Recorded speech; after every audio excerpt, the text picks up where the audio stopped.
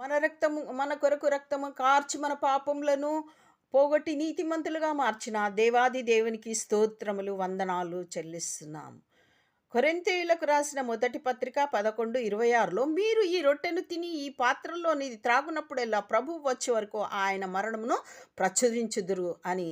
మరి ఎవరెవరైతే ప్రభు రాత్రి బల్ల మరి పుచ్చుకుంటున్నారో వారందరూ కూడా దేవుని యొక్క మరి మరణమును ప్రచురించాలని దేవుడు చెప్తున్నాడు. ఏ విధంగా అంటే ఇది శిష్యులకు చెప్తున్నాడు. మరి నీవు మనమందరం శిష్యులుగా ఏ విధంగా మార్చబడ్డామంటే మార్కు 28:19లో కాబట్టి మీరు వెళ్ళి సమస్త జనులను శిష్యులుగా మార్చుడి అనేసి శిష్యులకు చెప్పినాడు. మార్కు సువార్త 16:15లో మరియు మీరు సర్వలోకమునకు వెళ్ళి సర్వ సృష్టికి సువార్తను ప్రకటించడి. ఎవరెవరైతే ప్రభు రాత్రి బల్లను మరి స్వీకరిస్తున్నారో పుచ్చుకుంటున్నారో వారందరూ కూడా ప్రభు యొక్క మరణంను ప్రచురించాలి.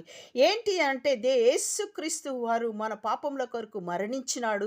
మరి ఆ మరణమును మరి విశ్వసించిన ఎడల మరి ఆ రక్తము యొద్దకు మీరు వచ్చిన ఎడల మీ పాపములన్నీ కడగబడి మరి రెండవ మరణమును మీరు తప్పించుకుంటారని ప్రకటించే బాధ్యత మన మీద యేసుక్రీస్తు వారు పెంచినాడు. మరి ఆ విధంగా మరి రోమ 11:15లో ప్రకటించువారు పంపబడని ఎడల ఎట్లు ప్రకటింతురు. ఈ విధంగా మొదటిగా శిష్యులను పంపించి తర్వాత మనందరము కూడా మరి శిష్యులుగా మార్చబడి మనందరం కూడా ప్రభురాత్రి బల్లను స్వీకరిస్తున్నాం. కాబట్టి మనమందరము దేవుని యొక్క మరణమును ప్రచురించు వారమై ఉన్నాము.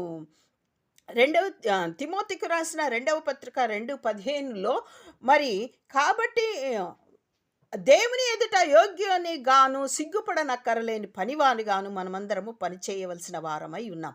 రోమా 5:8-9లో అయితే దేవుడు మన ఎడల తన ప్రేమను వెల్లడిపరచుచున్నాడు. ఎట్లనగా మనమింకను పాపులమై ఉండగానే క్రీస్తు మన కొరకు చనిపోయిను అని మనం ప్రకటించు వారమై ఉన్నాం.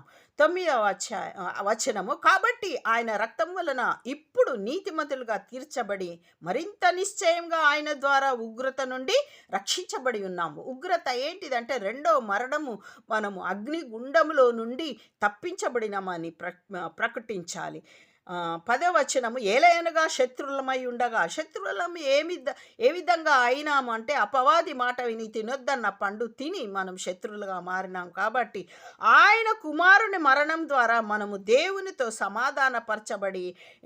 బడిన ఎడల సమాధానపరచబడిన వారమై ఆయన జీవించుట చేత మరి నిశ్చయంగా రక్షించబడినాం.